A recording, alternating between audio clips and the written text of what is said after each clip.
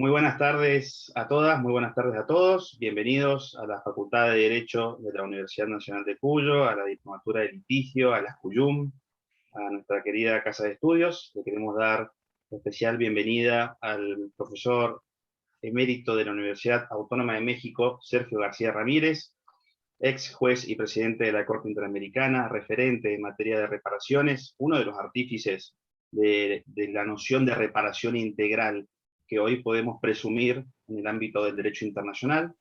Nos acompaña también la doctora Aida Kemelmacher de Carlucci, jurista sin fronteras, porque ya es una jurista que hemos exportado a los distintos países sin ninguna consideración de fronteras.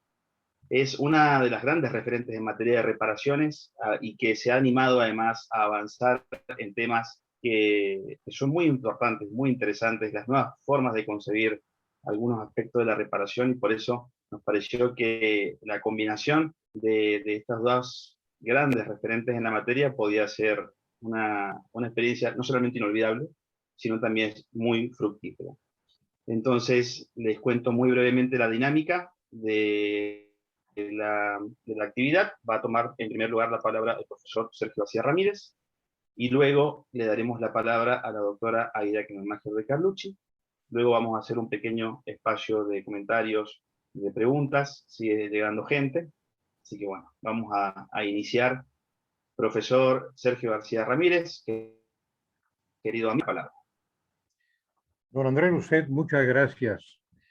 He visto cómo se va poblando la pantalla con rostros que entiendo son rostros amistosos, rostros de participantes en este evento académico.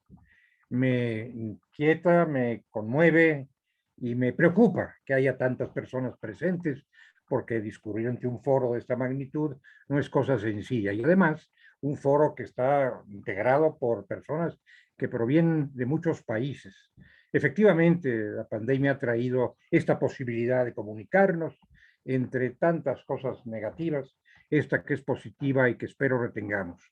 Quiero agradecerle a don Andrés Rousset su invariable generosidad, su generosidad al invitarme y al presentarme en términos que ciertamente disto mucho de merecer, como también diste mucho de merecer ese doctorado que me concedió la Universidad de Cuyo, a la que saludo con enorme gratitud y respeto, con la misma gratitud y el mismo respeto. Además, con admiración, saludo a doña Aida Kemelmacher. Efectivamente, ella ha trascendido todas las fronteras de los países de nuestra América y otras muchas fronteras oceánicas o terrestres. Es una persona ampliamente conocida y absolutamente respetada en las disciplinas de su especialidad. Alguna vez yo, inquiriendo, estando en Argentina, por las grandes figuras del derecho argentino, que son muchas y las admiro, preguntaba por la presencia en ese conjunto de mujeres notables para estar yo más enterado y saber a qué atenerme, sobre todo en una visita académica a Argentina, y me dijeron, mire, a quien quiere usted conocer es a Aida Kemelmacher, que es la gran jurista mujer de este país. Le dije, bueno, eso no es ninguna sorpresa, ya la conozco, porque haya estado también en México. Y, por cierto, alguna vez me beneficié de un error de imprenta que he confesado donde quiera, que fue el de que se me atribuyera como autor un artículo que en realidad había hecho doña Aida. Bueno, eso incrementó, desde luego, mi señorío, mi prestigio, ¿no? Pero he debido decir, bueno, ese artículo tan notable no es de mi autoría, sino de doña Aida, me lo obsequió el editor, el impresor, pero bueno, en fin, yo los saludo a todos, no quiero tomar más de su tiempo con esta introducción, que para mí era necesaria, por supuesto, y paso a referirme al tema que aquí nos tiene, que es, según entiendo, el grande y grave tema de las reparaciones o consecuencias jurídicas por los hechos ilícitos. Esto está vinculado con un viejo dicho, o un antiguo dicho muy eficaz: el que la hace la paga, el que la hace la debe pagar. En este caso me referiré no al que la hace individualmente, que debiera pagarla, sino al Estado, que debe asumir las consecuencias de hechos ilícitos, debe responder por ellos y por lo tanto debe pagar. Este es un tema fundamental y decisivo del orden jurídico internacional en general y muy particularmente del derecho internacional de los derechos humanos. Si no existe esta consecuencia de la conducta ilícita, se pierde la seguridad jurídica, se enrarece la justicia y el derecho entra en crisis.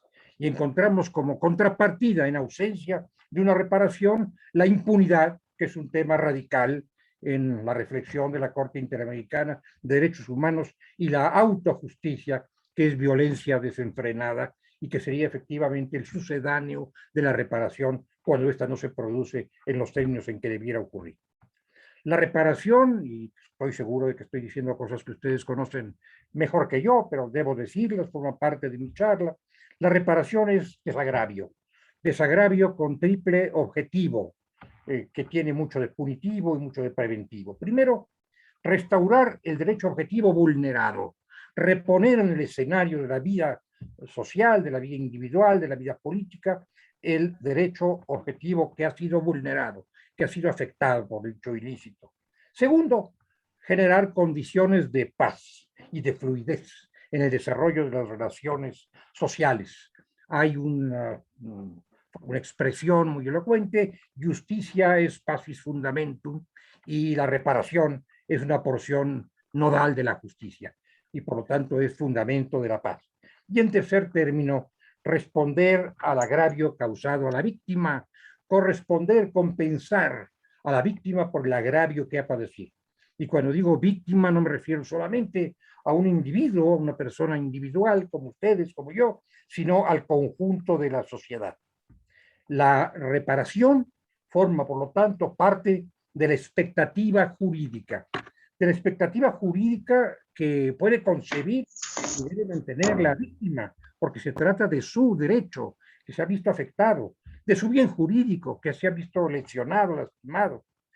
Expectativa también de la sociedad, porque se trata de su garantía, la garantía para el buen curso de la vida social, pero también para el Estado, porque se trata de su deber jurídico, su deber ético y político. Hay que estudiar el tema de la reparación. Disculpen que vaya yo con tanta celeridad, pero bueno, estoy consciente del tiempo del que se dispone. Hay que estudiar en su contexto, para no reducir o extraviar el análisis y entender el signo y el rumbo de este concepto, de esta figura.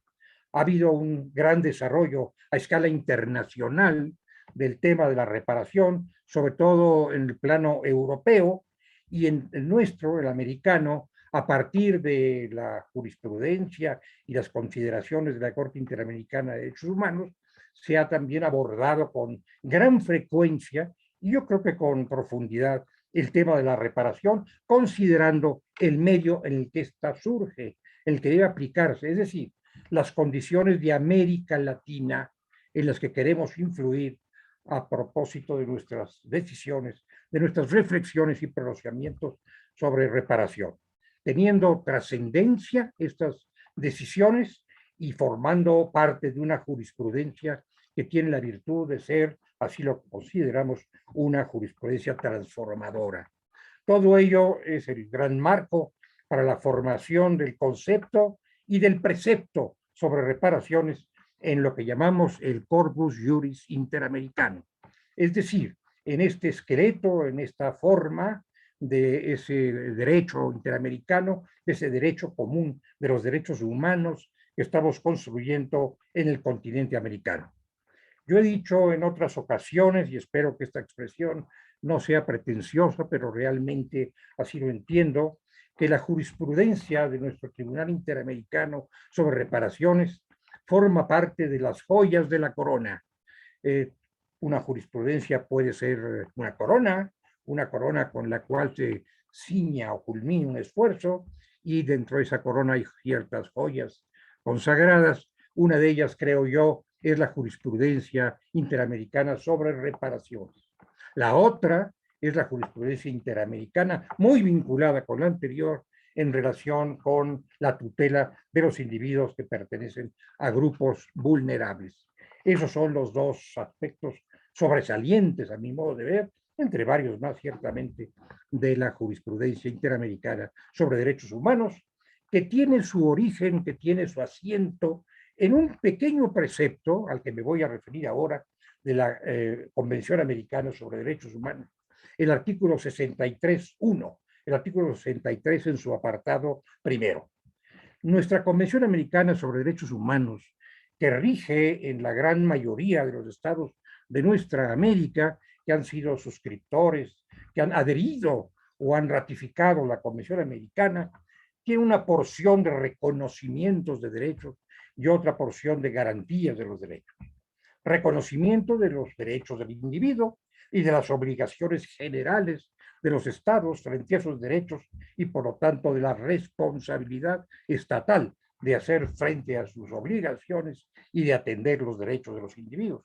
Y tiene también, esta misma Convención Americana, una porción de garantías, una porción estructural de apoyo, un aparato para que tengan eficacia y realidad estas proclamaciones de derechos y obligaciones.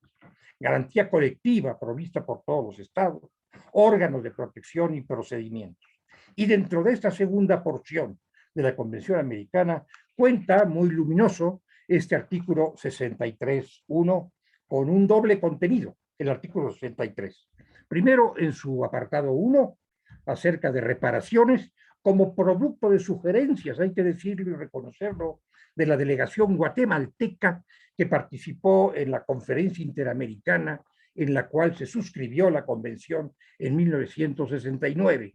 Y su parte 2, su apartado 2, medidas provisionales como producto del esfuerzo y la iniciativa de la delegación de Costa Rica que propuso el acomodo de este régimen de medidas provisionales en ese mismo artículo 63.1. El precepto al que me estoy refiriendo ahora, de esta manera tan genérica y atropellada, en fin, la única de la que dispongo, el precepto al que me estoy refiriendo estuvo vivo, presente en el proyecto de 1959 de la Comisión Internacional de Jurisconsultos del ámbito americano, aquella convención, aquella comisión, aquel Consejo Interamericano de Jurisconsultos que presidió el profesor guatemalteco Carlos García Bauer y en el que arrastró la pluma, vale decirlo, el maestro Eduardo Jiménez de Aréchaga, un gran jurista uruguayo. En el artículo 76 se recogió, siguiendo la corriente europea, una disposición, un proyecto de disposición para que fueran efectivas las reparaciones por violación de derechos humanos. No voy a hacerle análisis de este artículo que finalmente no caló, no fue aprobado, pero abrió el camino para el futuro régimen interamericano de las reparaciones. Vendrían luego proyectos de convención americana, parte del gobierno de Uruguay, otro del gobierno chileno, que introdujo algunas novedades y finalmente llegó la gran propuesta a esta conferencia en San José, Costa Rica, en 1969. En ella, la Comisión Interamericana, que fue quien presentó formalmente el proyecto de convención, elaboró un artículo 52.1 del proyecto, bueno, es el precedente del precepto que estamos examinando, con esta formulación escueta que sí quiero recordar para ustedes y para mí mismo, diciendo, cuando reconozca que hubo violación de un derecho o libertad protegido en esta convención, la Corte tendrá competencia para determinar el monto de la indemnización debida a la parte lesionada.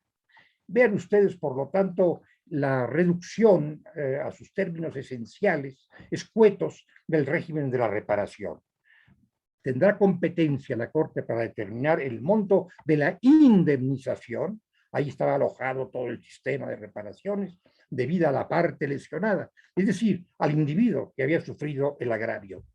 Así se planteó el tema en la conferencia de 1969, a la que asistió un buen número de países, de estados que constituyen entonces la comunidad jurídica de nuestra América. Llegaron luego otras propuestas en el seno mismo de la convención que fueron ampliando e ilustrando el régimen de las reparaciones. Una de ellas provino de República Dominicana, muy portadora, muy positiva, no me detengo en ella, y otra vez de Guatemala, propuesta de García Bauer y sus colegas en la delegación guatemalteca, que fue muy participativa, cuya presencia fue muy fértil para la convención de 1969. Ahí se giró totalmente la expresión que había recogido el proyecto y se enfiló hacia un nuevo rumbo, hacia un nuevo destino, que es el que nos ha amparado en toda esta etapa del desarrollo de la jurisprudencia interamericana. Dijo el precepto, según lo sugería la delegación guatemalteca, que luego trasladó sus ideas a la convención misma. Cuando reconoce que hubo violación de un derecho a libertad protegido en esta convención, la Corte resolverá lo procedente, expresión ya muy amplia, pudiendo disponer a que se reparen las consecuencias de la decisión o medida que ha vulnerado esos derechos, otra expresión muy amplia, b, que se garantice al lesionado en el derecho, en el goce de su derecho a libertad conculcado, y c, el pago de una justa indemnización a la parte lesionada. Vean ustedes que el tema de la justa indemnización, que es un tema básico, por supuesto, no niego su importancia, venía mencionado apenas en el tercer término de este ensayo de formulación de la delegación de Guatemala. Hubo pasos adelante y atrás, ahorraré la relación de ellos en el seno de la conferencia, y finalmente se contó con el artículo en los términos que ustedes conocen, el artículo 63.1, que tiene hoy día una cercanía muy grande con otras grandes declaraciones a propósito de las reparaciones por parte de instrumentos internacionales. Desde luego los artículos sobre responsabilidad de los estados de Naciones Unidas, que habla de restitución, de indemnización y de satisfacción, también con la Declaración sobre los Principios Fundamentales de Justicia para las Víctimas de Delitos y de Abuso de Poder de 1985, con el Comentario General número 31 del Comité de Derechos Humanos de Naciones Unidas y con otros órganos e instrumentos. El régimen introducido por la Convención Interamericana fue fértil, por lo tanto, y animó fórmulas interesantes, importantes de otros instrumentos internacionales. Este precepto convencional hizo una gran aportación, cuyo verdadero alcance deriva también no solamente de los términos estatuidos en el precepto, sino del desarrollo jurisprudencial que ha tenido desde entonces paulatinamente la Corte Interamericana y también, por supuesto, la Comisión Interamericana de Derechos Humanos, para fijar con ambos elementos, el elemento preceptual y el elemento jurisprudencial, la norma y la normativa interamericana sobre reparación. Yo suelo dividir las charlas en las que participo a propósito de las reparaciones en dos partes. Será mi oriundez como penalista. Los penalistas dividimos el derecho penal en parte general y parte especial. Bueno, permítanme que también me refiera a las reparaciones bajo un concepto, una perspectiva general y luego una especial. De la especial no me ocuparé ahora porque es muy abundante, muy prolija, pero de la general dos acotaciones. Ha sido la reparación, el concepto, la concepción de la reparación, una materia muy abierta, muy dinámica. En pocos años, la jurisprudencia de la Corte Interamericana ha logrado trazar un perfil muy completo a propósito de las reparaciones, abrir un camino muy fecundo a propósito de las reparaciones. La primera sentencia que dictó la Corte Interamericana que tuvo que ver con este tema proviene de 1989. Es decir, estamos apenas a 30 años de distancia de la primera ilustración de la Corte Interamericana acerca de las reparaciones. En poco tiempo, pues, y sentencia a sentencia, se ha visto el desarrollo de la materia invariablemente bajo el concepto pro omne, el concepto que más beneficie al ser humano.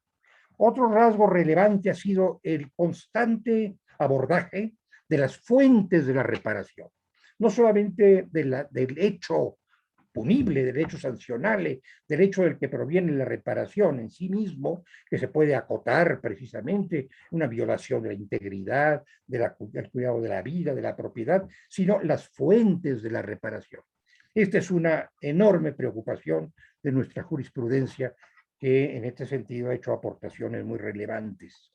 En las primeras sentencias de la Corte Interamericana, 1989 y dos o tres más, se hablaba de indemnización compensatoria.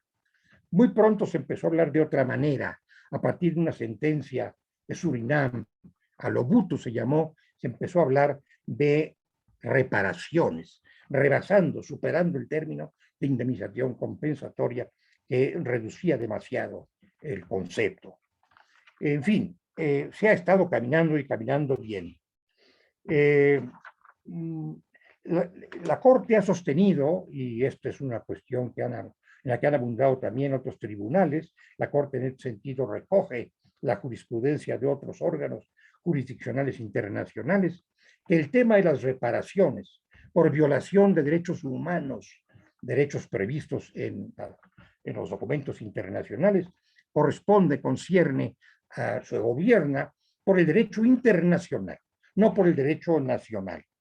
Tiene una doble fuente, la Convención Internacional, pero también la sentencia fundada en esa convención o en ese tratado internacional.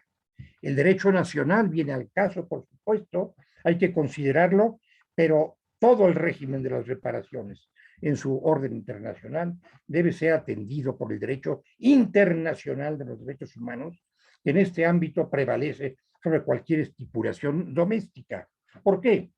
Porque el derecho internacional, que es el que estamos aplicando, es al que me estoy refiriendo ahora, es el que reconoce o instituye, si quieren ustedes decirlo así, prefiero hablar de reconoce, el derecho a la libertad. El derecho a la libertad que van a aplicarse a la consideración de la violación cometida. Es el que estatuye, además, el deber de respetarlos. Ahí están los artículos 1 y 2 de la Convención Americana sobre Derechos Humanos, fijando el deber de los estados de respeto y garantía, y además la obligación de adoptar medidas para ese respeto y garantía. En tercer término, es el derecho internacional el que previene la garantía de preservación de los derechos. En su artículo 1.1 lo hace el Pacto de San José. Este deber de garantía que se ha ponderado ampliamente por la Corte Interamericana. Luego es el derecho internacional, no el nacional, el que regula la responsabilidad internacional, el que fija los presupuestos del ilícito internacional y los términos de la imputación en este plano.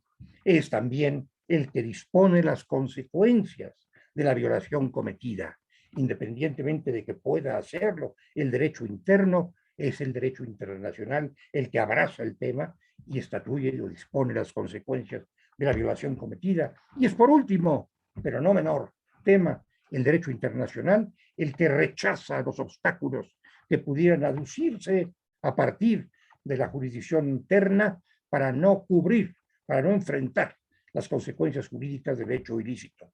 La Convención de Viena sobre el Derecho de los Tratados, bien conocida por ustedes, manifiesta que un Estado no puede valerse de obstáculos de carácter interno, de una normativa doméstica propia para incumplir sus obligaciones internacionales. Hay complicaciones, complicaciones y muy grandes, muy graves,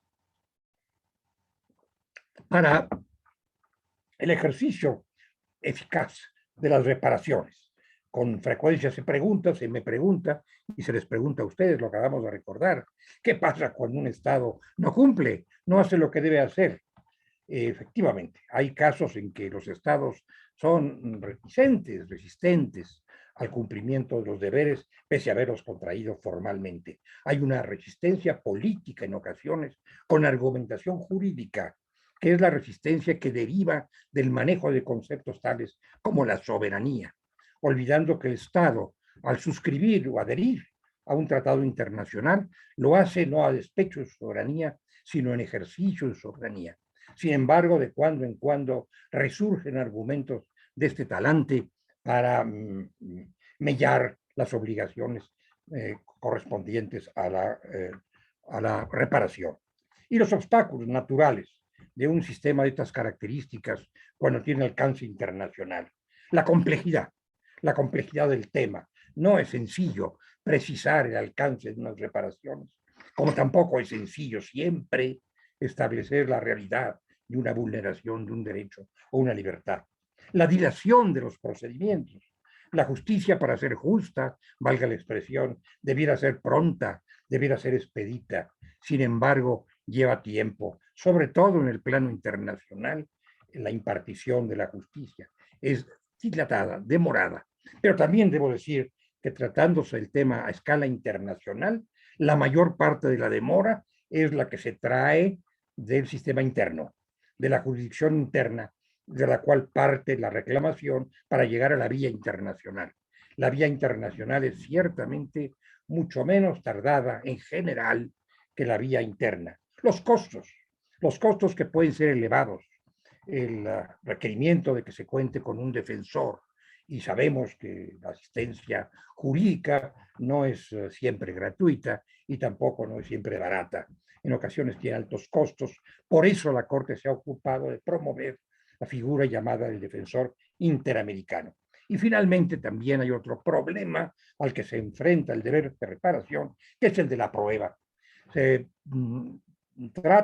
hemos tratado insistentemente en simplificar la materia con cargas, con transferencia de cargas, con presunciones que puedan favorecer una debida reparación, pero no siempre ha sido posible hacerlo.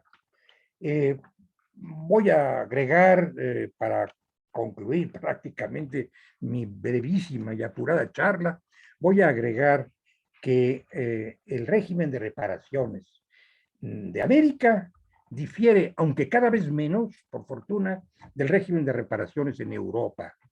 Dije ya que este sistema de reparaciones, la normativa sobre reparaciones, tenía un origen europeo, un origen en la práctica de los tribunales europeos, del Tribunal Europeo, la Corte Europea de Derechos Humanos. Solo que ocurre que en Europa, por una gran confianza, digo yo, en el derecho interno y en los estados nacionales, el régimen se ha depositado, la reparación se ha depositado fundamentalmente en la legislación interna. El artículo 50 del Convenio Europeo sobre Derechos Humanos y Libertades Fundamentales, que es ahora el artículo 41, dice lo siguiente, que hay que retener. Si el tribunal, me refiero al Tribunal Europeo, la Corte Europea, declara que ha habido violación del convenio o sus protocolos, y si el derecho interno de la alta parte contratante solo permite de manera imperfecta reparar las consecuencias de dicha violación, el tribunal concederá a la parte perjudicada, si así procede, una satisfacción equitativa. Es decir, se está remitiendo el tema de la reparación. Una vez declarada la violación, que esto sí concierne de entrada al Tribunal Europeo, pero la reparación se está remitiendo, se está transfiriendo o endosando al orden jurídico interno. Y solo en el caso de que este sea insuficiente, inactivo, puede la Corte asumir, la Corte Internacional asumir para sí la competencia de dictar medidas reparatorias. Este es el perfil europeo que paulatinamente se ha ido moderando. El perfil americano, la gran aportación del sistema interamericano, es otro. El perfil interamericano otorga a la Corte, y la Corte la ejerce, y la ha ejercido durante los 40 y tantos años de su desempeño, otorga a la Corte la facultad de fijar ella misma las reparaciones. Esto expresa, así lo he considerado en alguna oportunidad, espero que no lo tomen a mal mis compatriotas americanos, quiero decir de toda América, esto expresa una cierta desconfianza en el derecho nacional, en los estados nacionales, y una mayor confianza en el sistema interamericano, en el sistema internacional, que va a poder, él sí, reparar o intentar por lo menos las reparaciones correspondientes. Es la Corte Interamericana la que define, y ustedes lo han visto seguramente en su lectura de las sentencias, a veces sentencias muy copiosas, muy prolijas, la que define cuáles son las medidas de reparación. No espera que lo hagan los estados a partir de los medios internos, de los medios domésticos, sino que lo hace la propia Corte. Y esta manera de enfrentar el problema nos llevaría a la segunda parte, a la segunda porción del régimen de las reparaciones, es decir, a la parte especial, a las reparaciones en especie que han sido dispuestas por la Corte y que son muy numerosas, que han tenido que ver con reformas constitucionales, inclusive ordenadas a los estados, con variaciones en el sistema legal o en el sistema jurisprudencial, con proyectos o planes de desarrollo, con una infinidad de medidas, no solamente de carácter jurídico, sino de carácter social, de carácter político, con implicaciones éticas o morales que atañen inclusive a la cultura de los pueblos. Es un elenco, es un catálogo muy abundante, muy rico de medidas reparatorias que conducen en línea recta a esto que hoy llamamos con verdadera fruición, con entusiasmo jurista, la reparación integral. Es decir, no apenas la indemnización con la cual iniciamos este itinerario, este largo íter de 40 años, no solamente la indemnización, que es un pago en numerario por los daños causados y sufridos, sino una reparación integral que abarca todos los extremos del daño infligido a quien lo padeció, pero también muchos de los extremos del daño que se ha causado o que se podría llegar a causar a los países, a las sociedades en las que se han producido estas violaciones. Cuando se habla de garantía de no repetición, se está aludiendo al futuro, y no solamente al futuro del individuo, sino al futuro de la sociedad en la que ese individuo reside. Por lo tanto, al defender reparatoriamente el derecho de uno, la libertad de uno, se está defendiendo preventivamente, previsoramente, el derecho y la libertad de todos, pensando en el porvenir, generando, como dije, nuevas condiciones que impidan las violaciones, atendiendo a los datos o factores de la reparación. Bueno, con esto, mi querido doctor Rousset, querida doctora Kemelmacher, amigas y amigos, yo concluyo mi atropellada, apresurada charla sobre las reparaciones, no solamente atropellada y apresurada por mis propias deficiencias, que son infinitas, sino también por algún otro compromiso académico que debo atender, aunque no tan grato, no tan luminoso y gratificante para mí como ha sido estar con ustedes en esta mañana. Muchas gracias. Muchas gracias, doctor. Lo aplaudimos. Le mandamos un cariño muy grande. Estamos profundamente agradecidos por el tiempo que nos ha dado, por la claridad, para explicar en tan poco tiempo un tema tan complejo y al que usted, pasa que no lo va a decir, ha aportado tanto.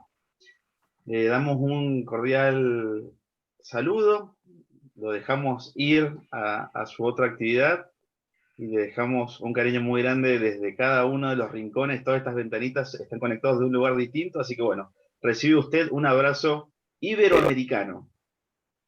Correspondo con mis brazos mexicanos, pero que también están entrañados en un espíritu iberoamericano. Muchas gracias. Esté muy bien. Bueno, seguimos. Le damos la palabra a la doctora Aida Kemelmacher. Usted ya está habilitada para compartir pantalla, doctora, ya lo puede solucionar. A ver, vamos a ver, ¿lo ven bien desde ahí? ¿Sí?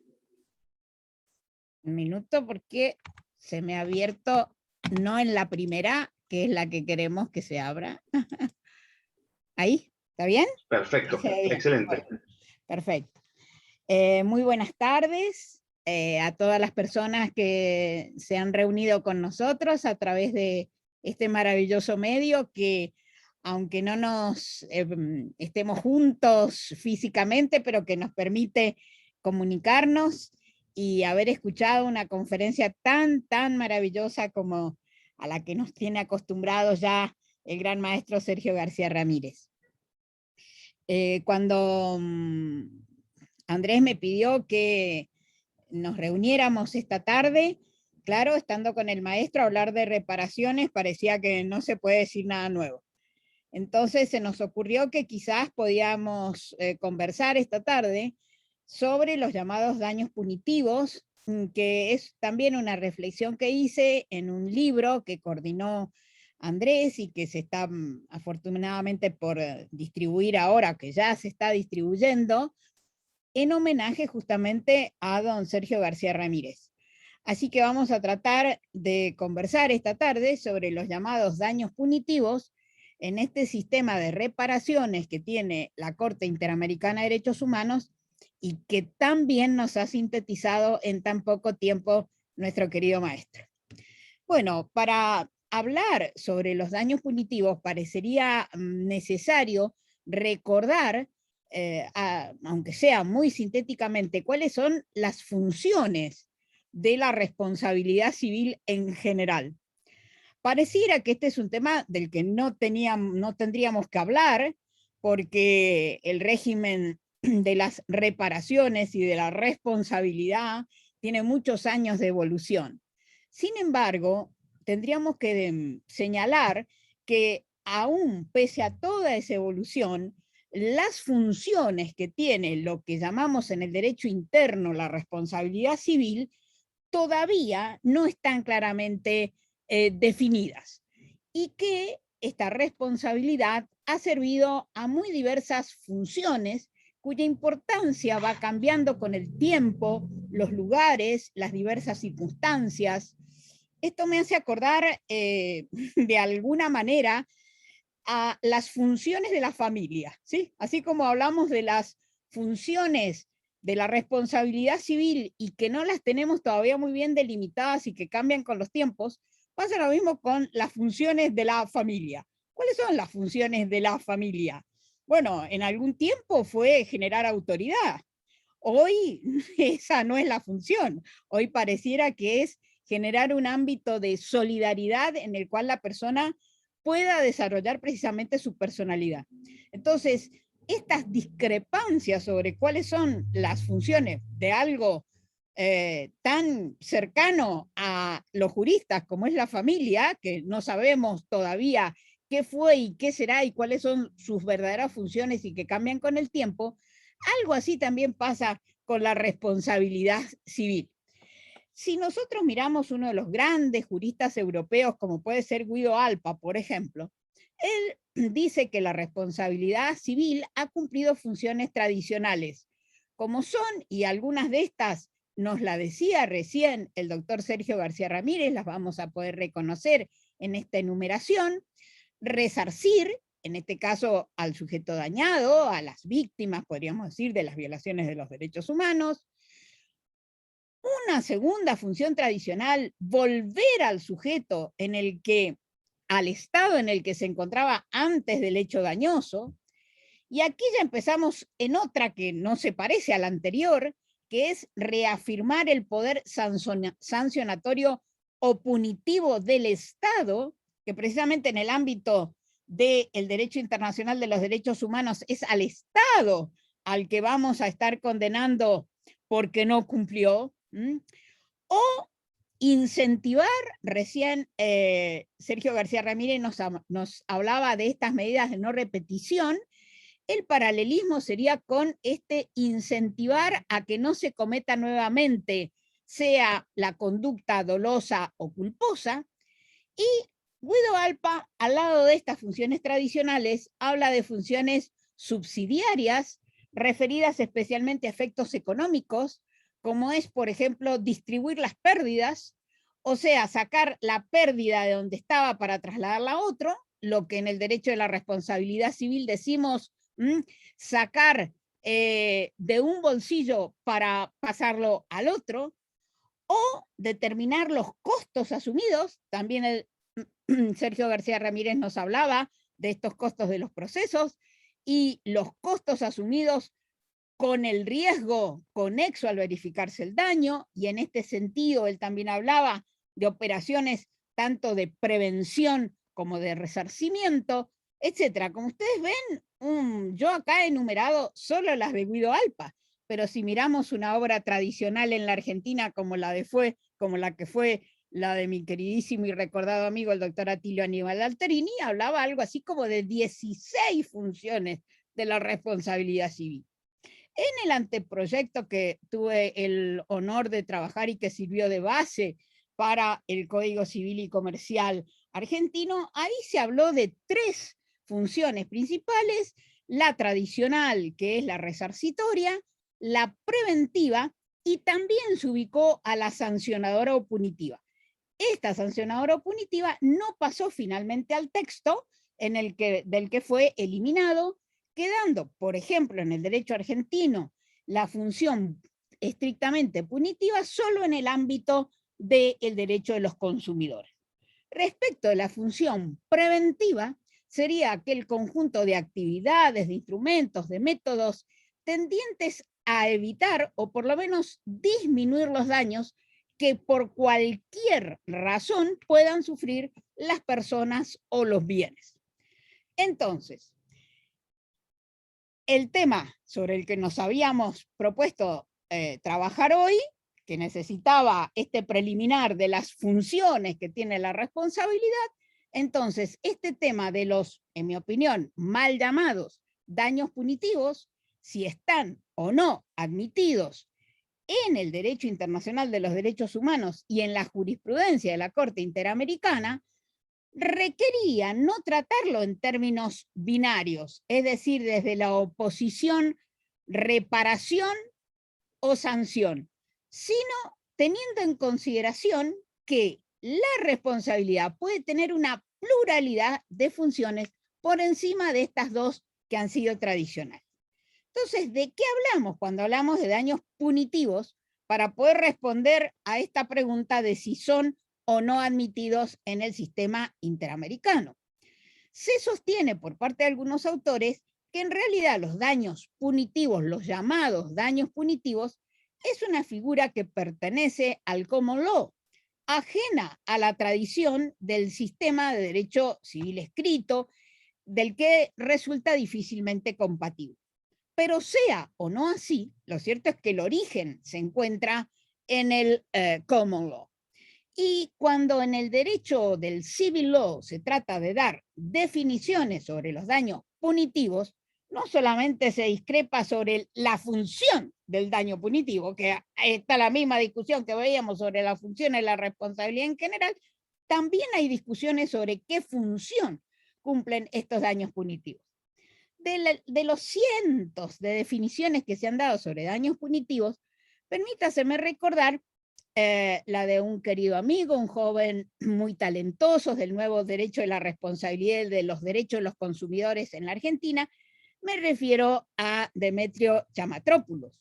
Él en su libro sobre los daños punitivos, excelente, dice que son sanciones, aquí tenemos una primera palabra importante, sanciones, pero que son no de carácter penal, sino de carácter civil.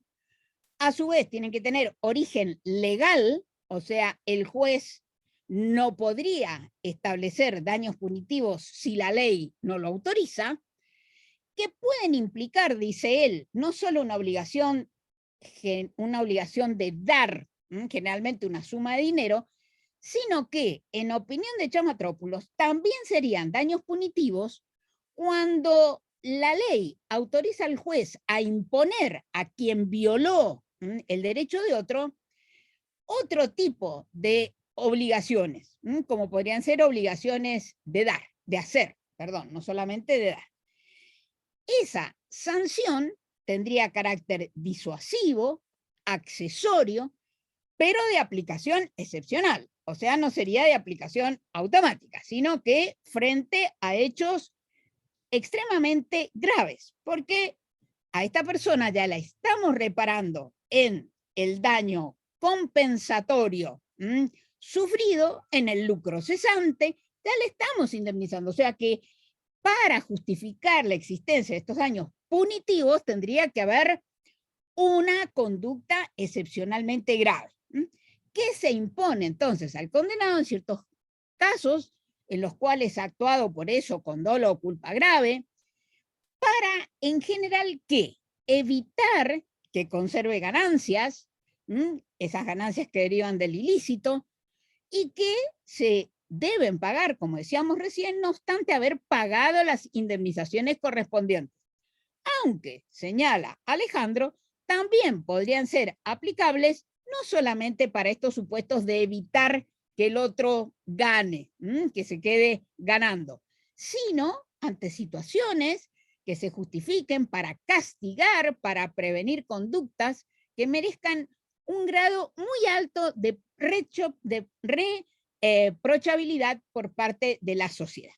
Como digo, esto es una de las tantísimas definiciones que se dan. La hemos traído por ser una de las últimas que se han formulado en el derecho argentino y por comprender una serie de cuestiones. Pero quiero aclararles que más de una de estas frases está discutida por otros autores. Bien, pero es simplemente para ubicarnos en la temática de qué estamos hablando cuando nos preguntamos si en el sistema interamericano se aceptan estos daños punitivos. Si en este amplísimo sistema de las reparaciones de las que nos ha hablado el doctor Sergio García Ramírez, también podemos incluir estas sanciones de carácter excepcional, etcétera, etcétera. ¿Por qué traemos a colación este tema? Ciertamente, esta cuestión de haber nacido en el common law, que no era fácilmente aceptable en el civil law, etcétera, etcétera, se torna de alguna dificultad por el impacto que se genera en las normas de derecho internacional privado, en tanto hay procedimientos que se llevan adelante en un país, pero que requieren ser ejecutados en otro que pertenece a un sistema diferente. Veamos el caso italiano, que en este sentido es paradigmático. Así, por ejemplo, hasta el año 2017, en julio del 2017, cuando la Corte de Casación en Sesiones Unidas de Italia dicta esta sentencia que tienen ustedes en pantalla, la 16.601, pero hasta esa fecha, en Italia, país de derecho escrito, del civil law, etcétera, se sostenía que, por ejemplo, una sentencia que venía de los Estados Unidos, donde son frecuentes los daños punitivos, una sentencia extranjera que fija daños punitivos, esa sentencia con esos daños punitivos, por ejemplo, lo más frecuente, una suma de dinero, no podía ser ejecutada en Italia por ser contraria al orden público italiano. O sea que, conforme el orden público italiano, antes del 2017, según la jurisprudencia de la Corte de Casación, no podían venir estos daños punitivos fuera del daño emergente y el lucro cesante. Sería contrario al orden público que me manden a pagar otras cosas que no son simplemente ese daño que sufrió la víctima. Sin embargo, en el año 2017, la Corte cambia su jurisprudencia. Reconoce que en el ordenamiento vigente en ese momento en Italia, 2017, no estoy hablando de la Edad Media, una fecha reciente, la responsabilidad no tiene solo esa función de restaurar la esfera patrimonial del sujeto que ha sufrido el daño, sino que también, dice la Corte de Casación, comprende la función de disuadir y de sancionar. O sea, hasta allí parece que está diciendo, aleluya, a los daños punitivos pueden venir sin ningún problema. Y sigue diciendo la Corte que, por lo tanto, la figura del origen norteamericano de los daños punitivos en realidad tiene origen en Inglaterra, no en los Estados Unidos, sino que era la sentencia que venía de los Estados Unidos en este caso, no es ontológicamente incompatible con el orden italiano. O sea, sienta la regla opuesta a la que había sostenido hasta el año 2017. Sin embargo, la Corte no quiere decir una cosa tan amplia que se acepte así nomás. Entonces dice que no obstante el reconocimiento de esa sentencia extranjera que contiene ese pronunciamiento, debe cumplir con todas las condiciones de ser emitidas sobre bases normativas y límites cuantitativos de derecho extranjero y además verificarse si el acto extranjero es compatible con el orden público. O sea, cambio la jurisprudencia ma non troppo, porque tengo que mirar si en el orden interno se viola o no ese orden público. Bueno, he traído esta sentencia italiana para que ustedes vean las dificultades que puede tener cuando trasvaso un régimen que acepta libremente los daños punitivos a otro en el que lo estoy discutiendo. Por eso en el derecho comunitario europeo se han planteado también estos problemas porque teníamos legislaciones que provienen de uno y de otro sistema. Entonces, en el Tribunal de Justicia de la Unión Europea, todavía no estoy hablando del Tribunal Europeo de Derechos Humanos, sino en el de Justicia de la Unión Europea, este que tiene su sede en Luxemburgo, en este caso, María Auxiliadora Arjona Camacho, del año 2015, se entró a discutir y el juez español le preguntó al Tribunal de la Unión Europea qué hacía con estos daños punitivos. ¿Por qué? No porque viniesen de otro lado a preguntarme, sino porque en la legislación española, una señora que había sido despedida en razón de ser mujer, reclamaba a la empresa que la había despedido no solamente el daño emergente, el lucro cesante, sino que le pedía daños punitivos, ¿sí? Entonces, el tribunal español se encontró con que existía esta petición y le plantea al Tribunal de la Unión Europea una cuestión prejudicial. ¿Por qué se la plantea si era una cuestión española? ¿Sí? Bueno, se la plantea porque hay una directiva de la Comunidad Europea que, vamos a ver, en su texto parecería abrir el juego a los daños punitivos, ¿sí? Y le dice, mire, le pregunto esto para ver cómo funciona esta directiva y le advierto que en el derecho español no existen estos daños punitivos. ¿Cuál era esa directiva? El artículo 18 de esta directiva europea del año 2006 predica el carácter disuasorio, además de real, efectivo y proporcional del perjuicio causado, si la indemnización que le tenemos que pagar a la víctima es en función de que ha sido discriminada por su sexo. Entonces el Tribunal Español le pregunta al de la Unión Europea si puede interpretarse en el sentido que lo autoriza al juez nacional a una condena adicional por daños punitivos razonables. O sea, si además del daño emergente, el lucro cesante, el daño moral, etcétera, etcétera, ¿sí? Se puede condenar a esta suma adicional. ¿Qué respuesta le dio el Tribunal de la Unión Europea? Por un lado, le dijo que la eficacia del principio de igualdad de trato exige entonces que la compensación reconocida por cualquier vulneración, fíjense ustedes que ya estamos entrando en el ámbito de los derechos humanos, porque esta mujer se estaba quejando de la discriminación en razón del sexo, o sea, contrario a la CEDAW, a muchas convenciones de derechos humanos que ya podrían entrar en el Tribunal Europeo de Derechos Humanos, ¿sí? Entonces, ¿qué contesta el Tribunal de la Unión Europea? Que conviene excluir como regla una fijación previa a un tope máximo, porque los topes máximos precisamente no son de los disuasorios, porque la persona que comete el daño sabe que tiene ese tope y que por lo tanto hasta ahí vamos bien.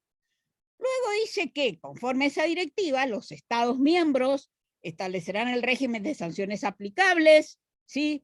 Y que adoptarán todas las medidas necesarias para garantizar su aplicación. Es decir, como regla, a diferencia de lo que nos decía recién Sergio García Ramírez, quien fija el derecho a la reparación es el derecho internacional, acá la directiva dice, mire, en principio es el derecho nacional. Y ese derecho nacional, entonces, conforme la directiva, podría establecer sanciones que sean efectivas, que sean proporcionales, que sean disuasorias. En tal caso, los Estados miembros deben notificar a la Comisión qué disposiciones adoptaron. ¿Por qué? Porque tenemos interés en que haya armonización en las reglas relativas a estas indemnizaciones, aunque sean discriminatorias. Pero la tercera regla que da el Tribunal de la Unión Europea es que la normativa no le impone a los Estados miembros una medida determinada, sino que tienen que cumplir con esos requisitos y deben garantizar la tutela judicial efectiva y eficaz y surtir un efecto disuasorio frente a este empresario que resulta discriminador. Se desprende entonces de la normativa y de la jurisprudencia del Tribunal de la Unión Europea que el efecto disuasorio real buscado no implica la concesión a la víctima de una discriminación por razón del sexo o de una indemnización en concepto de daño punitivo.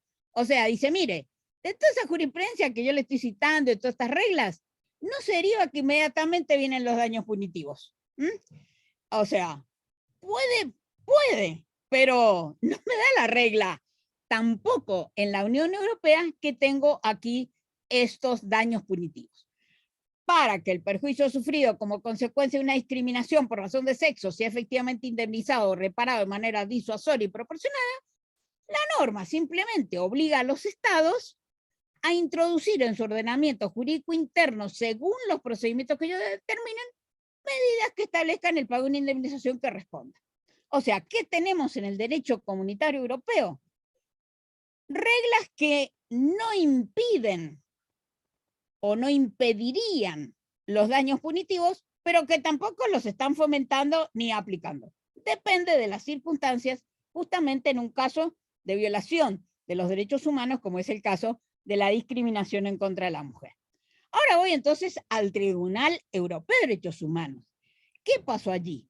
Bueno, según algunos autores, el tribunal está muy preocupado por saber si los requisitos constitucionales y convencionales de la punición penal pueden o no ser aplicados a otras sanciones. Esto es, por ejemplo, lo que sostiene en el derecho argentino Sebastián Picasso, cuando entiende que los daños punitivos, como han sido regulados en la Ley de Protección de los Consumidores en la Argentina, son inconstitucionales por no cumplir esos requisitos. Entonces, por eso traigo a colación también esta posición. Habría en el Tribunal Europeo de Derechos Humanos una preocupación por ver si todos esos requisitos que yo me traigo de las sanciones penales, del derecho penal, se lo puedo aplicar a sanciones que no son típicamente penales, como serían, por ejemplo, las sanciones administrativas. Bueno, el Tribunal Europeo de Derechos Humanos ha sostenido que esos requisitos de las sanciones penales son aplicables, por ejemplo, a las sanciones disciplinarias militares o a otras sanciones de tipo administrativa o a las disciplinas, a las disciplinarias penitenciales. Entonces, ¿por qué traemos a colación a esto? Y porque los daños punitivos son, como dijimos recién cuando vimos la definición, sanciones civiles, pero sanciones. Deben cumplirse con todos los requisitos del derecho penal, de que haga ley previa al hecho, todas esas garantías que nos vienen del derecho penal. Bueno, ahora entonces, con estas afirmaciones relativas a otros ámbitos, podemos recalar en la Corte Interamericana de Derechos Humanos. ¿Qué pasa en la Corte de Derechos Humanos con estos daños punitivos discutidos? Como hemos visto, en el sistema europeo, en los sistemas del civil law.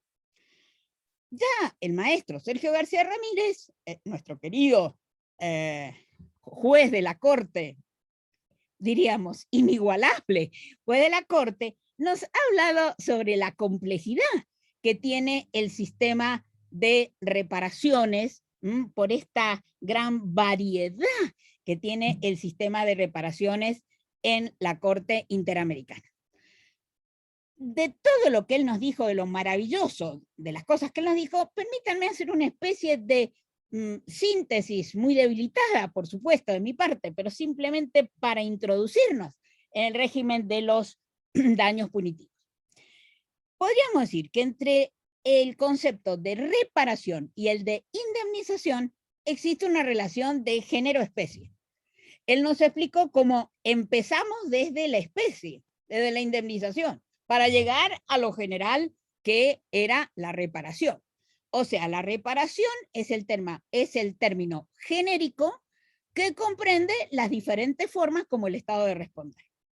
Bien, en muchos de sus escritos, Sergio García Ramírez nos ha enseñado que el régimen avanza, y como también lo dijo recién, en cada nueva sentencia de reparaciones, e incluso en las resoluciones de fondo. Hay reparaciones, como él nos dijo, que son debidas a la víctima, como es la indemnización por los daños y perjuicios, la condena en costas, la atención a su proyecto de vida, etcétera, pero hay también las que se dirigen a restituir o reparar, reponer o preservar bienes que exceden al lesionado inmediato, porque corresponden a la sociedad en su conjunto. Dicho esto, parecería que, bueno, vamos abriendo el campo de la reparación, pero ese campo de las reparaciones alcanza a los daños punitivos, ¿es tan amplio también para recoger los daños punitivos? Sergio García Ramírez, en lo que yo sé, y en las sentencias que le he leído, contesta que no. Él dice que la justa indemnización debe proveerse en términos suficientemente amplios para compensar en la medida de lo posible la pérdida sufrida, pero que la indemnización tiene naturaleza compensatoria, no punitiva. O sea, de esas funciones con las que yo empecé hablando esta tarde, tendría esta función reparadora, compensatoria, pero no la función punitiva. ¿De qué decisiones de la Corte Interamericana podríamos nosotros extraer esta gran conclusión que nos da Sergio García Ramírez cuando dice que la indemnización tiene naturaleza compensatoria, no punitiva? De muchas decisiones de la Corte. Voy a tomar esta, por ejemplo, que es contra Argentina, el famoso caso Garrido y Baigorria, que tanto trabajo nos dio acá en la Argentina también, del año 1998. Ahí, en uno de los votos, se expresa lo siguiente. Dice, en los escritos presentados por los familiares de las víctimas, existen algunos pasajes en que se solicitan indemnizaciones que irían más allá de la reparación de los daños y que tendrían cierto carácter sancionatorio. Así, por ejemplo, el representante de los familiares de las víctimas reclamó la imposición de una indemnización ejemplar. Y luego dice, con todas las letras, estas pretensiones no corresponden a la naturaleza de este tribunal ni a sus atribuciones. O sea, parecería que hay un rechazo, claro, a los daños punitivos. La reparación, como la palabra lo indica, está dada por las medidas que tienden a ¿qué? A hacer desaparecer los efectos de la violación cometida. Acuérdense con las funciones tradicionales de la responsabilidad con las que yo comencé esta tarde. Su calidad y su monto dependen ¿de qué? Del daño ocasionado, tanto en el plano material como en el plano moral. La reparación no puede implicar ni un enriquecimiento ni un empobrecimiento para la víctima. Y se cita a esta obra aquí. Y luego, en otra de las sentencias, también muy importantes, este caso, Fayren Garbi y Solís Corrales, del año 1989, ya anterior, muy anterior a Garrido y Baigorria, dice también concretamente, el derecho internacional de los derechos humanos no tiene por objeto imponer penas a las personas culpables de sus violaciones, sino amparar a las víctimas y disponer la reparación de los daños que les hayan sido causados. La Corte considera que no existen razones para apartarse de estos precedentes en este caso. Bueno, aquí tendría que terminar yo, Andrés, pero no puedo terminar. No puedo terminar porque esto que parecería claro en las sentencias, o sea, tenemos todo este sistema amplísimo de las reparaciones, pero que no tendrían, no comprenderían a estos daños punitivos. Sin embargo, este magistrado tan prestigioso que fue de la Corte Interamericana, el brasileño Antonio Augusto Cansado Trindade, no está de acuerdo con esta opinión y se ha enfrentado, podríamos decirlo, desde las diversas sentencias a esta posición que sostuvo desde el comienzo Sergio García Ramírez y que la Corte parece seguir atendiendo en términos mayoritarios. Dice el juez brasilero, la verdadera reparatio, al contrario de lo que sostenía la Corte Interamericana en el pasado. Yo, francamente, no sé por qué él dice esto, porque no encuentro que en las nuevas sentencias haya algo contrario a estas viejas que acabo de citar. Pero él dice que la verdadera reparación, al contrario de lo que sostenía la Corte Interamericana en el pasado, puede perfectamente revestirse de un carácter tanto resarcitorio como sancionatorio. Lo que sí hay es, como nos explicó el doctor Sergio García Ramírez, comenzó siendo indemnizatorio, pero se amplió a lo reparatorio. En ningún momento Sergio García Ramírez nos dijo esta tarde, ni yo he encontrado en sus escritos posteriores que se avanzó hasta la punición. En cambio, para Cansado sí, dice que comprende tanto el resarcitorio como el sancionatorio con el propósito de poner fin a la impunidad y de asegurar la realización de la justicia, estando esto perfectamente conforme a la actual etapa de evolución del derecho internacional. Estas reparaciones con un fin ejemplarizante se asemejan, dice él, a los daños punitivos, que al contrario de lo que dicen algunos autores apresurados, en mi entender, sí existen. Y no solamente lo trata de apresurados, vamos a ver que hay algunas expresiones un poquito todavía más fuertes. Por ejemplo, en este caso del año 2003 contra Guatemala, dijo, mientras un Tribunal Internacional de Derechos Humanos no pueda determinar la responsabilidad penal internacional del individuo y un Tribunal Penal Internacional no pueda determinar la responsabilidad del Estado, muy probablemente persistirá la impunidad. Y aquí centramos en el fondo de la cuestión de lo que le preocupa al juez brasileño. El juez brasileño está preocupado para que los estados respondan penalmente. Eso es lo que le preocupa a él, la responsabilidad penal del Estado. Por lo tanto, dice, trátase de una responsabilidad del Estado, que es, para él, es responsabilidad penal. Dice, la responsabilidad internacional del Estado contiene elementos, tanto de naturaleza civil como penal, en la actual etapa de la evolución del derecho internacional, y el punto de vista esbozado por la Corte Interamericana de Derechos Humanos en el pasado, según el cual las indemnizaciones con propósito ejemplarizante o disuasivo no tienen lugar, encuéntrase enteramente superado para él. Bueno, por supuesto que es una opinión que tenemos que valorar en toda su extensión por todo lo que este juez ha significado también en el sistema interamericano. Y como les decía recién, utiliza expresiones muy fuertes cuando dice corresponde a una visión reaccionaria conformada a los cánones del positivismo jurídico, que hasta el pasado reciente frenó, conscientemente o no, los desarrollos en la materia, que ya no refleja, como se ha señalado, la actual etapa de evolución del derecho internacional. Bueno, como vemos, parecerían dos posiciones absolutamente encontradas. Veamos si podemos encontrar nosotros algunos puntos para acercar estas posiciones. Por un lado, yo voy a dejar,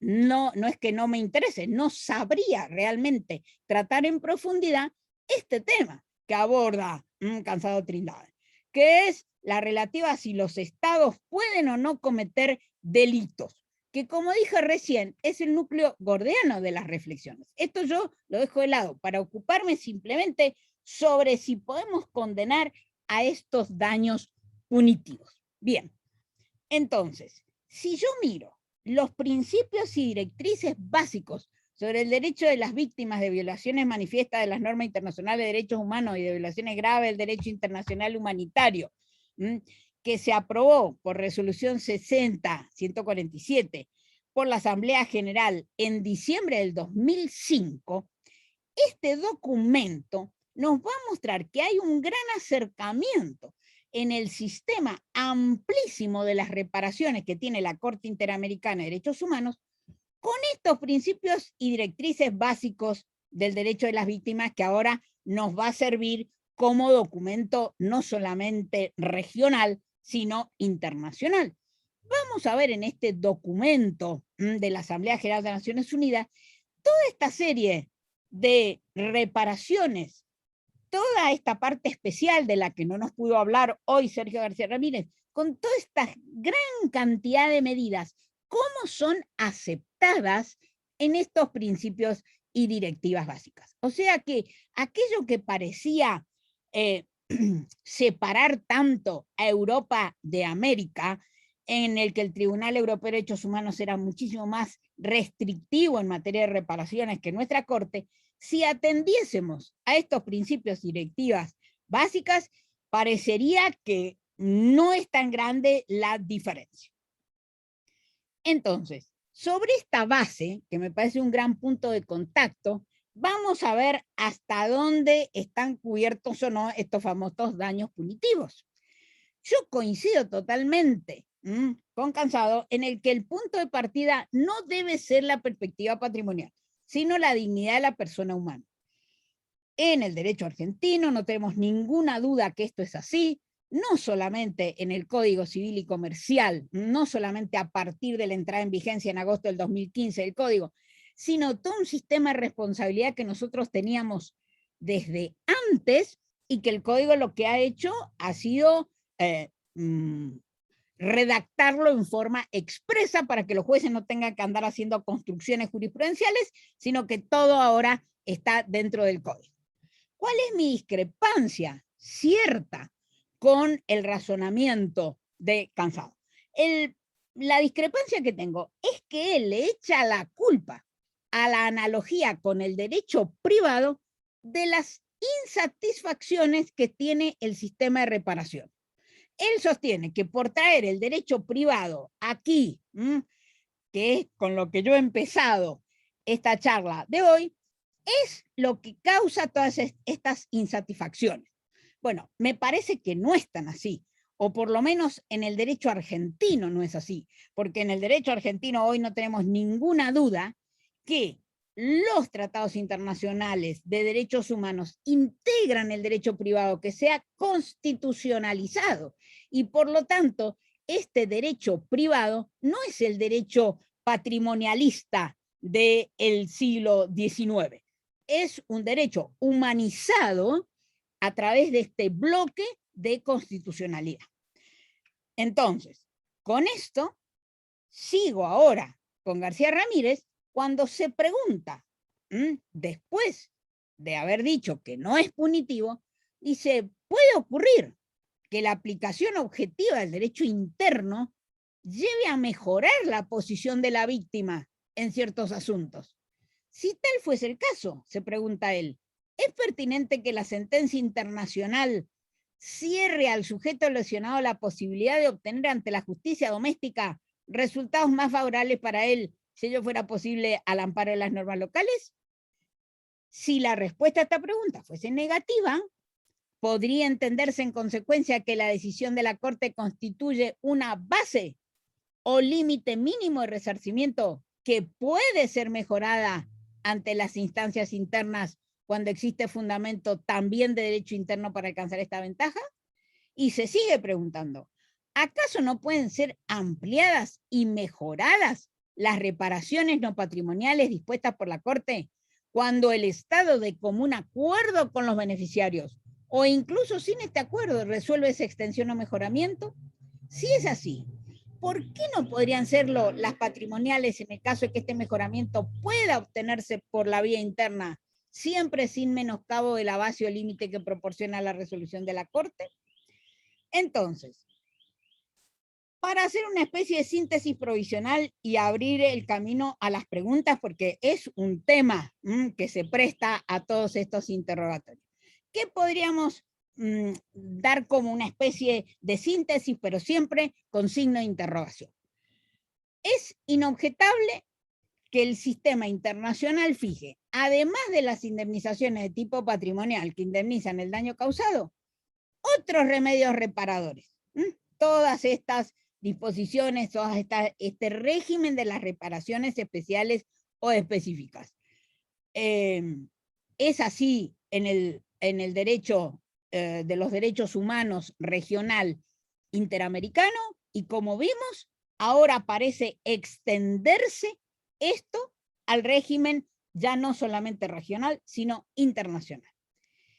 Todas estas medidas de reparación pueden acumularse a las indemnizaciones, que como vimos, las indemnizaciones son una especie dentro del género reparación, que como regla las indemnizaciones no deben superar los daños realmente sufridos, tanto patrimoniales como extrapatrimoniales. Pero nada impediría que el derecho local, si el derecho local acepta estos daños punitivos y la indemnización fijada por la Corte no, como hemos visto que no, entendemos que esas preguntas de Sergio García Ramírez podrían ser contestadas en forma afirmativa y si el derecho local lo acepta, no habría razón para sostener por qué no aquí. En el derecho argentino esto solamente podría ocurrir si esta violación de los derechos humanos que hemos llevado allá también podrían encuadrar en la Ley de Protección de los Consumidores, único ordenamiento en el que tenemos reconocidos los daños punitivos. Pero entonces, En tal caso, el destino de esos daños punitivos no debería ir al patrimonio de la víctima, que es lo que pasa en el derecho argentino y es criticable, sino que debería ir a un fondo que proteja los derechos humanos que fueron específicamente conculcados, a la manera en que lo hace la Corte para su sistema general de las reparaciones. Así, por ejemplo, por el hecho de mencionar algunas más recientes, en el caso de las comunidades indígenas, miembros de la asociación LACA UNCAT contra la Argentina, de febrero del año pasado, que se dispuso ahí la creación de un fondo de desarrollo comunitario para la cultura indígena. Sea como sea, estemos o no de acuerdo con los daños punitivos y a dónde pueden ir a parar, hay que seguir trabajando para la prevención del daño, porque solamente a través de la lucha contra la prevención es como vamos a evitar la creación y el aumento de la violencia y de la exclusión social que genera normalmente la violación de los derechos humanos establecidos en nuestra convención. Bueno, dejo aquí para ver si hay algo de tiempo para seguir charlando. Andrés. Sí, muchas gracias, Aida. Maravillosa la exposición. Yo he tomado apuntes. Pobre Cintia, voy a estar todo el día pensando en este tema. Hay una mano que ya me la levantaron hace horas, pobre Walter, ahora te doy la palabra. Vayan pensando, vamos a abrir un pequeño espacio de preguntas o de reflexiones. Le damos la palabra al profesor Walter Arévalo. ¿Ahí me escuchan? Sí. Perfectamente. Perfecto, no, pues en realidad quisiera en primer lugar agradecer a Andrés y a Cintia como organizadores y por supuesto la presentación del profesor Sergio y la profesora Aida, que realmente abre la mente para pensar este asunto en muchísimas dimensiones y además conociendo ya el trabajo de la profesora Aida sobre la propuesta de daños punitivos, quisiera hacer una especie de comentario que suscite preguntas más que hacerle una pregunta concreta. Y viene con una observación muy similar a la que ella está haciendo de la comparación de las razones por las cuales o los lugares por donde uno podría meter los daños punitivos al sistema, si lo queremos presentar de una manera coloquial. ¿Por dónde logro abrir la puerta para que el concepto entre? Para los que aquí realmente nos convoca casi siempre es el derecho internacional público y los que nos hemos, si se quiere, criado más en el derecho internacional público que en el derecho internacional de los derechos humanos, siempre ha habido algo curioso del sistema de responsabilidad de la Corte Interamericana, y es que en últimas no decidió adoptar una distinción que la Comisión de Derecho Internacional adoptó entre 1987 y el 91 en el periodo de los primeros comentarios al trabajo de García Amador y Gaetano Arangio Ruiz, y que fue una división de las consecuencias de la responsabilidad con las consecuencias del daño. Esa división tan estricta que hoy muchos tribunales internacionales sí adoptan, no fue adoptada por la Corte Interamericana. Y no lo digo a título de crítica, lo digo simplemente como una diferencia que nos puede ayudar a entender muchas cosas. Porque en el derecho internacional público sí es muy clara la diferencia entre las consecuencias de la responsabilidad, la cesación, la continuidad y la no repetición, de la diferencia del mundo del daño, donde pues ahí sí nos enfocamos en el gran concepto amplio de reparaciones, donde puede estar la restitutio in integrum, e incluso en el derecho internacional público están pensadas de manera supletiva. Si no restituye, indemniza, y si no indemniza, satisface. Pero entonces, en esa diferencia es donde puede estar algo de la cabida de los daños punitivos en el derecho internacional de los derechos humanos, por una simple razón. Porque es que los daños punitivos en el mundo anglosajón también existen incluso cuando no hay daño, que es algo que también existe en el mundo de la responsabilidad internacional por incumplimiento de obligaciones internacionales. Uno puede violar un tratado sin haber generado daño, uno puede ser responsable de violar la Convención Americana sin generar daño. Entonces, tanto en el common law como en el derecho internacional público, uno podría pensar que incluso otra manera de incluir estas indemnizaciones o de estas sanciones ejemplarizantes, que es el concepto real del tort, es pensarlo también en la consecuencia natural del hecho ilícito llamada no repetición. Uno puede, sin desarmar el concepto de restitutio in integrum, considerar que los tribunales de derechos humanos pueden establecer este tipo de sanciones en el ámbito de la no repetición, y eso tiene mucho que ver con ese voto disidente de Cansado Trindade que la profesora citaba, cuando la violación es tan grave que necesita que la Corte le diga al Estado que no solamente no debe cometerlo, sino que le establecerá una especie de multa, una especie de sanción pecuniaria, que no necesariamente es correlativa ni al concepto de indemnización, ni al monto de la indemnización, que supuestamente no debe superar el monto del daño.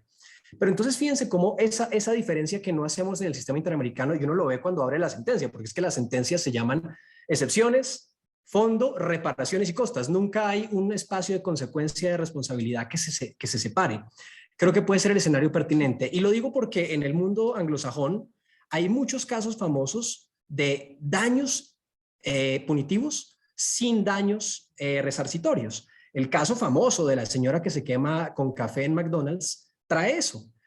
Como ella también fue negligente y como ella también tenía culpa, a ella no le dan una indemnización, pero sí le dan los daños punitivos que son millonarios contra McDonald's por su inmensa negligencia. Eso también podríamos pensarlo, y es que cuando queramos incluir plenamente los daños indemnizatorios de carácter punitivo, o simplemente las reparaciones punitivas o sancionatorias o ejemplarizantes, también hay que pensar algo que el sistema interamericano no prohíbe y que por el contrario la misma Corte ya ha usado en su lenguaje, y es decir, cuando la violación es muy grave, cuando la violación es ofensora, cuando la violación es individual, y por el contrario, cuando, como también lo he dicho en muchas sentencias, la violación es de un calado absolutamente vulneratorio de la humanidad misma. Esas categorías son las que aplican los jueces en el sistema anglosajón, en el derecho norteamericano, para entender cuándo van a ser daños punitivos y cuándo no. Ese sería un precepto necesario, pero insisto, y como muy bien lo presenta la doctora Kemmelmacher, la convención no impide ni lo uno ni lo otro. Lo que también llamaría la atención, y sería mi tercer punto de suscitar comentarios de ustedes, es que se está abriendo otro debate adicional. Fíjense cómo todo tiene tira y coge, estira y trae. Y es que hace una semana se publicó un artículo en la revista sobre arbitraje internacional de inversiones, un artículo de mero derecho internacional público que busca establecer el concepto de que existen los crippling damages, las sentencias resarcitorias que destruyen la capacidad económica del Estado. Ese concepto había sido ya adoptado por Gaetano Aranjo Ruiz en los artículos de responsabilidad internacional, y quedó en el comentario de la lectura número 1, y decía que los estados no debían resarcir no solo hasta el monto del daño, sino en aquello que no fuera demasiado gravoso para la soberanía del estado o para su estabilidad económica. Eso después Crawford lo cambió a una redacción un poco más, menos pro Estado, diciendo que pues simplemente cuando usted no pudiera restituir y fuera demasiado gravoso el acto de restitución, usted simplemente indemnizaba. Pero lo que va el argumento es que recientemente muchos estados, Pakistán en un caso del año pasado y Venezuela también en un caso pasado de arbitraje, han dicho que aceptan la responsabilidad, pero que en dado caso de que los condenen a lo que los van a condenar, perderían la capacidad de restituir. Ese argumento no es ajeno a los sistemas de derechos humanos. Muchas veces el Estado lo que negocia, perdónenme la expresión, o lo que pelea en la comisión es, uy, mejor no me condene tan duro porque me genera una afectación económica muy grave. Eso también merece una revisión desde el punto de vista de los daños punitivos, de cómo, en caso de poderlos conceder, habría que combatir o habría que tener un mecanismo argumental importante para que el Estado no me diga, ah, no, el daño resarcitorio es posible, pero si usted me condena a una reparación ejemplarizante por tales montos, en casos además que lo ameriten, pues lo que me está generando es una afectación a la soberanía económica y a la soberanía del Estado, y generemos un efecto retroceso, un backlash, un trabajo con el que venimos andando con Andrés mucho, y es que entonces eso favorezca las salidas de los sistemas. Finalmente, yo creo que hay que tener en cuenta, y creo que eso suscita también debate con la profesora, y es, estoy absolutamente de acuerdo con ella que los daños punitivos pertenecen a la protección de los derechos humanos. Las jurisdicciones anglosajonas, y por ejemplo el caso de Canadá, ha resuelto su falta de carta extensa de derechos humanos con jurisdicciones de derechos humanos donde los tribunales, como el Tribunal de Ontario, tienen competencia para establecer daños punitivos en materia de protección de derechos humanos. Pero sería interesante mirar algo adicional y es cómo lo han hecho los tribunales penales internacionales en la actualidad. Porque cuando calculan daños de los perpetradores de graves violaciones de derechos humanos y del VIH, por ejemplo, lo que hace ahora el Fondo de Reparación de Víctimas de la CPI, van calladitos, no dicen que eso es daño punitivo, pero el monto que esperan que repare el perpetrador de genocidio, el monto que esperan que repare el perpetrador de lesa humanidad, ¿se lo sacan de dónde? De lo mismo que hace el juez en el common law. Él aprecia la gross negligence, la gran violación, y dice una millonada. Y así se ha ido constituyendo, claro, estoy hablando a grosso modo, parte de la doctrina del Fondo de Reparación de Víctimas de la Corte Penal Internacional. Entonces, son simples vistazos para sumar a la discusión, y pues realmente es maravillosa la propuesta y sobre todo que creo que hemos quedado todos absolutamente convencidos de lo que ha dicho la doctora Kemel Maher, de que esto es posible. Muchas gracias. Gracias, Walter. Además de que es brillante, lo tengo que decir porque lo conozco mucho, sabe del tema. Por eso. Le vamos a pedir que nos mande la sentencia arbitral que acaba de mencionar.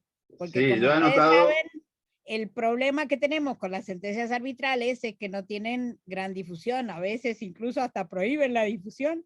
Y entonces nos vemos privados, el resto, el que no conoce esa sentencia de arbitraje, nos vemos privados de esta doctrina tan valiosa como la que acabas de mencionar, Walter. Así que te pido que si tienes esa sentencia, por favor se la mandes a Andrés y Andrés me la va a mandar a mí. Muchas gracias. Muchas gracias, doctora. ¿Le parece? Hay dos preguntas en el chat.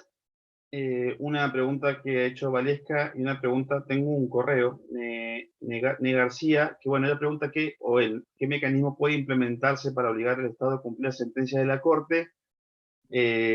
Habíamos hablado con don Sergio de que, por ejemplo, ese tipo de preguntas, mandarle una bibliografía, por lo que él no se había podido quedar, así que yo tengo acá anotado el correo, a quien le interese, por supuesto, le mandamos unos textos que el doctor nos ha acercado. Y Valesca. Mil gracias. ¿Se me escucha? Haga la pregunta usted, ¿sí? Sí, muchísimas gracias, Andrés. Encantada de estar aquí y mil gracias a la doctora por su presentación brillante. Mi pregunta va más dirigida a su conocimiento sobre el tema de reparaciones y buenas prácticas con respecto a algo muy puntual, que es la reparación e indemnización específicamente, como ella ya estaba tratando el tema, a hijos e hijas de víctimas de femicidio. He tenido la oportunidad de trabajar un poco el tema tanto en el Ecuador como en otros países y también referirme al tema internacional, a los diferentes sistemas, tanto el universal como el regional, y veo que en el ámbito de las indemnizaciones, pues desde mi perspectiva, obviamente son sumamente bajas. El tema de la indemnización, no hay un consenso de cómo calcular esta indemnización otorgada a hijos e hijas de víctimas de femicidio. Sé también que la ley argentina, la ley Brisa, es muy avanzada, es quizás la más avanzada de la región, junto con la italiana, que también es una ley bastante interesante. Pero no veo lo mismo a nivel regional o internacional. Los jueces y las juezas han sido muy, digamos, modestos cuando toman este tema específicamente sobre el femicidio. Si usted conoce, doctora, algún ejemplo, alguna buena práctica o ve también un vacío en este tema, me encantaría conocer su opinión. Muchísimas gracias. Soy Valesca Pareja, soy ecuatoriana y actualmente curso una maestría en la Universidad de Oxford. Muchísimas gracias por tu pregunta. Sí, es un gran tema. En la República Argentina nosotros siempre hemos discutido desde hace años si tarifa sí o tarifa no. En realidad, esa discusión si tarifa sí o tarifa no debe reducirse a tarifa muy baja, esa no. O sea, evidentemente, cuando tienes como mínimo una tarifa dentro de la ley, como pueden ser datos sobre salarios mínimos, vital y móvil o salario de fulano, logras una mayor igualdad de las víctimas. Pero a su vez, y evitas algo que en la Argentina llamamos la lotería judicial. ¿Ah? Depende el juez que te toca, la indemnización que te fija. Entonces, las indemnizaciones tarifadas por la ley evitan esa gran arbitrariedad, porque deja de ser discrecionalidad para convertirse en una arbitrariedad. Pero lamentablemente, cada vez que el legislador incorpora alguna tarifa, es para que esa tarifa sea de un monto inferior a lo que en realidad corresponde. Es lo que nos ha pasado, por ejemplo, siempre en materia de accidentes del trabajo. Las leyes de accidentes de trabajo en la República Argentina se declaraban siempre inconstitucionales, no porque esté mal tarifar, cosas que pueden resultar más o menos comunes en ciertos sectores, sino por lo bajo de las tarifas que realmente dejan sin indemnizar. El problema del femicidio, no solamente en América, sino hoy en todo el mundo, es tremendo, es tremendo. Y normalmente nos encontramos con que no hay quien pague. En el ámbito de los derechos humanos, por supuesto, cuando recurrimos y vamos contra el Estado, es el Estado quien te paga. Pero si no se trata de un caso en el que la omisión le pueda ser atribuida directamente al Estado, en el caso del feminismo, en el caso del femicidio, perdón, te encuentras con que muchas veces sí, te pueden fijar indemnizaciones extraordinarias, pero no hay quien las pague. Entonces, en el derecho argentino, a través de la ley, se ha intentado precisamente evitar este problema. Pero te quiero aclarar que las víctimas que se consideran encuadradas dentro de la ley Brisa no siempre están muy conformes sobre cómo está funcionando el sistema. Se quejan de que las indemnizaciones se pagan muy tarde, que más de un caso hay que judicializar cuando precisamente lo que se quiere es evitar la dilación de los procedimientos. De modo que, bueno, las reparaciones pueden ser un modo no solamente de satisfacción a la víctima, sino de prevención de futuros daños, pero debo confesarte, las cuestiones a resolver no son sencillas. En el derecho argentino estamos en el buen camino, pero no te puedo decir que hemos logrado la eficacia que especialmente la Corte Interamericana siempre está buscando a nivel de derechos humanos. Es decir, declaraciones de derechos humanos, ya estamos cansados. Queremos un sistema que sea eficaz, ¿sí? Y eso es lo que nos sigue faltando. Por eso yo creo que hay que apuntar sobre todo a la prevención. En mi opinión, las sanciones no siempre responden a evitar una violencia social, por eso culminé mi charla con esto de las violencias sociales. Yo creo que especialmente en América Latina se trabaja muy poco en la prevención. Estamos siempre preocupados por la sanción, sanciones que llegan muy tarde en el tiempo, y creo que es hora de que nos empecemos a preocupar seriamente por la prevención. Discúlpame que no puedo ser más concreta al contestar la estupenda pregunta que me has hecho. Muchas gracias, Valesca. Muchas gracias, doctora Gracias, doctora. Kemmelmacher. ¿Una última, le parece, doctora? Sí. No, bueno. Última pregunta, ¿quién se anima? ¿Quién quiere habilitar micrófono?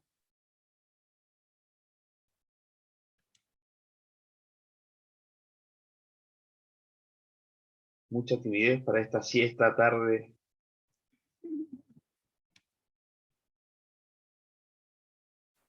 Bueno, Andrés, ¿podrías decir vos qué pensás de este tema, ya que la gente no nos hace preguntas?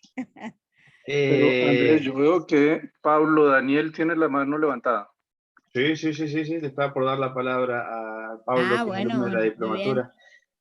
No tengo una opinión formada, doctora, sinceramente creo que hay que estudiarlo, sería una muy buena opción, pero ahí le doy la palabra a Pablo, pero creo que lo que dijo Walter al final de estas sentencias paralizantes, por decirlo de alguna manera, ya se ha planteado en la etapa de cumplimiento de sentencia de la Corte, por ejemplo, Se me viene a la mente ahora el caso del penal Miguel Castro Castro, en donde eran tanto las víctimas y era tan alto el monto de la indemnización que quedaba en algo de $3.600.000.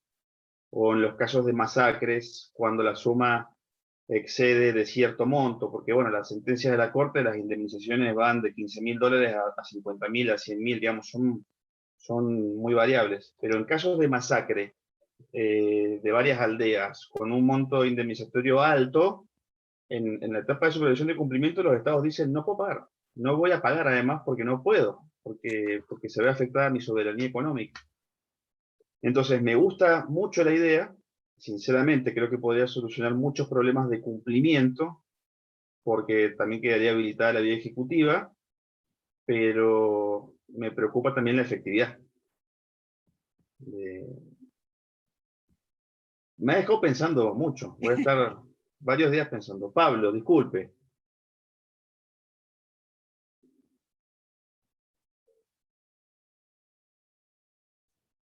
Sí, no lo escuchamos a No. Pablo. Bueno, pero a ver, acá hay una pregunta, claro, dice que sin perjuicio del material quiere saber su opinión, y con esta última cerramos. ¿Qué mecanismos se pueden implementar para obligar al Estado a cumplir la sentencia de la Corte en su opinión? Aquí veo que dice la Corte de Justicia de la Nación, me parece que decía la pregunta, ¿no? No, acá se sumó otra. Otra. Pero la Entonces, anterior era de la Corte Interamericana. Yo creo que la Corte Interamericana ha dado muestras de que cuando está preocupada por un tema, apunta y muy fuerte a la eficacia y al cumplimiento de las normas, y que lo ha hecho con éxito en algunos casos, con menos éxito en otros. Por ejemplo, un caso exitoso, en mi opinión, fue el caso contra Costa Rica por la no cobertura de los tratamientos de técnicas de reproducción humana asistida. Ahí cuando Costa Rica no cumplió con la sentencia, vino el presidente de Costa Rica a decirle, mire, yo he tenido que dictar otro decreto porque no logro que la legislatura dicte la famosa ley para regular las técnicas de reproducción humana asistida con embriones in vitro. Y la Corte hizo algo fuertísimo que creo nunca haría el Tribunal Europeo de Derechos Humanos, que fue decir, rija en Costa Rica el decreto del Poder Ejecutivo, aunque la Corte de Costa Rica lo haya declarado inconstitucional, porque esta es materia que se legisla por ley y no por decreto. O sea, ahí vemos a una Corte Interamericana con un activismo muy grande que encontró este medio, ¿no es cierto? Hizo, rija. Bueno, después la sangre no llegó al río y sabemos que la propia Costa Rica invitó a la Corte fue, visitó, vio que se están cubriendo todos estos tratamientos, pero ahí vemos una Corte, digamos, con una gran creatividad también en materia de eficacia, o sea, la misma creatividad que tiene en materia de cuáles serían todas estas especificidades en las reparaciones, también la ha tenido a los efectos de encontrar eficacia. Hay otros casos en los que desgraciadamente no es así. Por ejemplo, los casos de República Dominicana, ¿sí? Que han dejado a estos hijos de haitianos ilegales, pero que han nacido en República Dominicana y los han dejado sin la nacionalidad de República Dominicana. Bueno, la Corte de Dominicana no ha aceptado la jurisprudencia de la Corte y en lo que yo sepa no se han podido tomar medidas eficaces de protección. O sea, hay veces que la Corte tiene medios y otros que no tiene medios, porque también hay que fijar estrategias que, como también insinuaba Walter, no signifique que los países se van del sistema. Nosotros tenemos que tratar de que los países estén en el sistema y cumplan con las decisiones. Entonces, hay veces que tiene esa creatividad, otras veces que es menos creativa, otras veces que es más flexible, como ocurrió con nosotros los argentinos, con esa desgraciada resolución de la Corte Suprema de Justicia de la Nación, ¿sí? Que en mi opinión, muy equivocadamente, sostuvo que la Corte Interamericana no tiene competencia para decirnos a nosotros que en materia de cosas juzgadas, en fin, ya conocemos esa vieja historia, no vamos a hacer catarsis hoy de nuevo en contra de esa sentencia. Pero quiero decir que habiendo siempre la República Argentina cumplido con las decisiones, la Corte fue flexible con nosotros y nos dijo, bueno, hay todo un abanico de medidas de eficacia que puede ser hasta poner una nota marginal diciendo esta sentencia fue declarada contraria a los derechos humanos. Y eso fue lo que, en fin, con mucha vergüenza hay que decir, la Argentina hizo, ¿sí? Pero como digo, ese equilibrio que hay que tener, esa prudencia también que se exige por parte de los jueces de la Corte, y no siempre es fácil, no siempre es fácil. Perfecto, bueno, muchas gracias, doctora. Bueno, hay algunas preguntas más en el chat. Una la contestó tangencialmente con lo que dijo de Fontevecchia. He guardado el chat para poder darle respuesta a las preguntas que han quedado, pero bueno, no queremos robarle más tiempo, ya llevamos un buen rato, así que bueno, simplemente agradecerle por su presencia, ha llegado de viaje, ha preparado una filmina, nos ha dado una clase magistral y principalmente, y lo más interesante, nos ha dejado pensando muchas cosas. Así que yo personalmente le quiero agradecer, es para mí muy importante su presencia y siempre se lo agradezco. En todo lo que hacemos siempre nos ayuda desinteresadamente, nunca nos ha fallado, siempre predispuesta, siempre preparada. Es una maravilla contar con su presencia en estas actividades, se lo quiero decir públicamente. Y bueno, darle un gran saludo y agradecerle.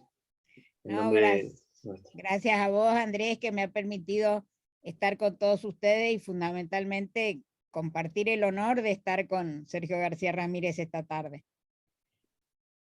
Bueno, muchísimas gracias a todas, muchas gracias a todos. Seguimos, tienen mi correo, cualquier duda que necesiten me escriben, cualquier pregunta que haya quedado me escriben, bibliografía, lo que necesiten, estamos siempre a su entera disposición. Voy a volver a ver el chat porque siguen llegando mensajes de cariño para usted, doctora, para don Sergio.